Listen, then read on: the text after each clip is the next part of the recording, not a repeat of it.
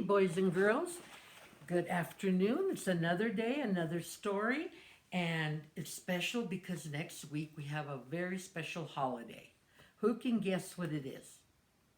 It has lots of good food, lots of loving people around us, and it's just a great holiday. And it's Thanksgiving, right? Thanksgiving. You'll be off from school for Thanksgiving, so that's going to be nice. And so I thought that today I would read a story to you, a Thanksgiving story, okay? And it's called A Turkey for Thanksgiving by Eve Bunting, illustrated by Diane DeGroat, okay? Let's start with this story. It's beautiful illustrations, just beautiful. It was Thanksgiving morning, and Mr. Moose helped Mrs. Moose at the Thanksgiving table. Sheep will sit here. He likes a chair that's straight up and down, Mr. Moose said. Rabbit will sit here, Porcupine here, and Mr. and Mrs. Goat here. He smiled at his wife. Isn't it nice to have friends to share Thanksgiving? So you see, there's all the table and the chairs and how they're going to set them up for Thanksgiving dinner. I can hardly wait. Mrs. Moose set 2 paper pilgrims, one at each end, because remember, Thanksgiving has to do with the pilgrims and the Indians meeting together for a big Thanksgiving meal, right? So she sets 2 paper pilgrims at each end of the table, and she places the paper turkey with this great fan of a tail between the candles, and she stood back. They look really good, my dear, Mr. Moose said. And Mrs. Moose sighed, yes, but I wish we had a real turkey. Everyone always has a turkey for Thanksgiving, everyone but us. Mr. Moose nuzzled Mrs. Moose's head and said, well, that won't do. I will go this minute and find you a turkey for Thanksgiving. So he's going to go off and try to find a turkey. You know, if he comes to the Sapeo Valley, he'll find lots of turkeys. They're all over the place. And the other morning when I was going by, I said, turkeys, go, shh, go away. People are going to want you for dinner. So I don't know, I think they're still around. Mr. Moose put on his cap and went out. Mist wandered around the bare trees, because remember, the leaves are all gone now. The cold made his nose water. Rabbit poked his head from his rabbit hole. Mr. Moose, is it dinner time? Not quite yet. Mrs. Moose wants a turkey. I'm off to find one. Rabbit joined him in 3 quick hops. I'll come too. And so the rabbit comes out of his hole, and he's going to go help Mr. Moose look for a turkey. Boy, and I guess maybe it's the turkeys that are out there squawking. Moose's warm breath hung white in front of him. Snow crunched under his hoofs and made little holes that Rabbit jumped over. I see the goats, Rabbit said. Mr. Goat raised his head and spat out the tin can he was chewing, because you know goats like to eat cans and everything else. Is it dinner time? He called out, the goat did. He says, is it dinner time? Not till I find a turkey, Mr. Moose said. We saw one down by the river, Mrs. Goat told him. And Mr. Goat added, was it a fat one? And you know they are by the river here in Sapeo. That's where they like to hang out, because they like to drink water too. So they hang out by the river. I better not tell everybody, because then somebody might come and get a turkey. Oh, the goats leaped down from their perch. We'll show you where they were at. Sheep was further up the hillside, looking round as a fur ball in its winter coat. Is it dinner time, he says. First, I have to find a turkey, Mr. Moose bellowed back. There's a turkey nest on the riverbank, the sheep said. Wait for me, and I'll go with you to show you where the turkeys are eating.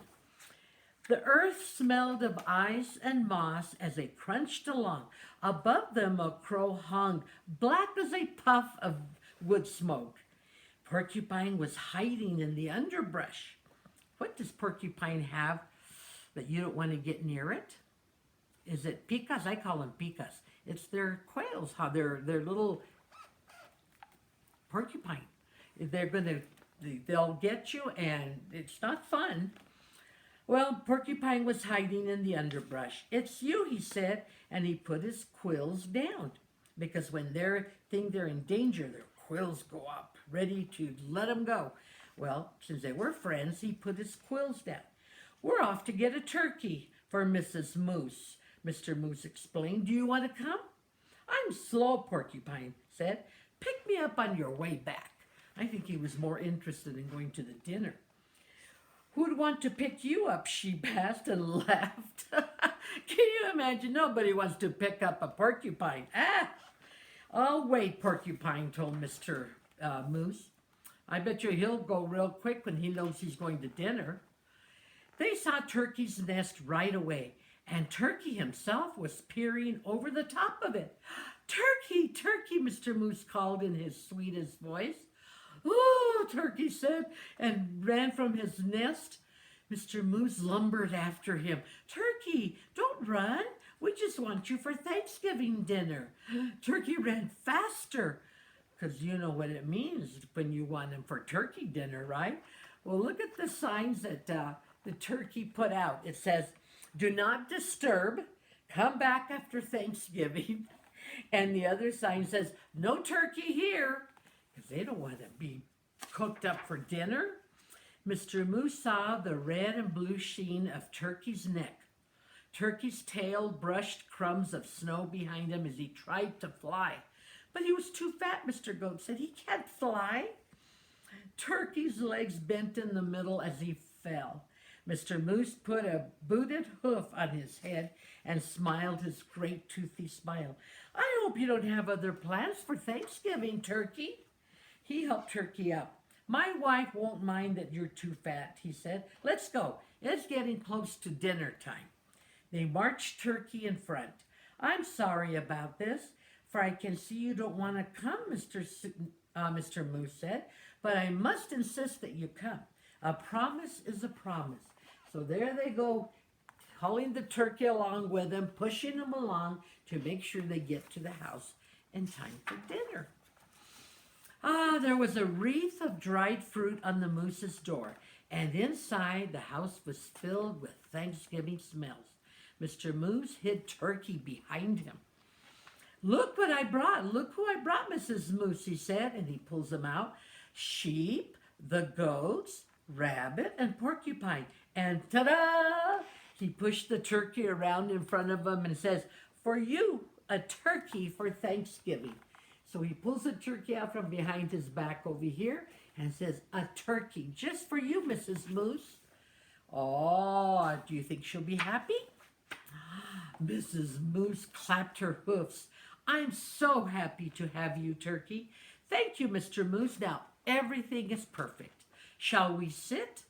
Sheep asked, heading for the straight up and down chair, because that's what he liked. Let's see, Miss Moose pointed. Rabbit here, porcupine here, Mr. and Mrs. Goat here, and look, I brought a chair from the other room in hopes of Turkey. A chair? Turkey stammered. Right, that's to me, Mrs. Moose said. Light the candles, Mr. Moose. So he's standing there wondering, wait a minute, what's going on here? How come I'm getting to sit down at the table? That's interesting, huh? There were bowls of acorns and alfalfa sprouts, because remember, these are all animals. They don't eat the stuffing, they don't eat the gravy and mashed potatoes that we have. They like vegetables and herbs and all that. There was willow bark and cured grasses and wild parsley. There were pressed leaves, thin and pale as new ice on a pond. I hope you find something here to your liking, Mr. Turkey, Mrs. Moose said. I wasn't sure of your taste. Well, you are so kind to worry about my taste, Turkey said. I thought you'd be worrying about how I taste. See, he thought, oh, they want to know how I taste, and, I hope I taste good, but I'd rather eat with them than be eaten, right? Oh my goodness.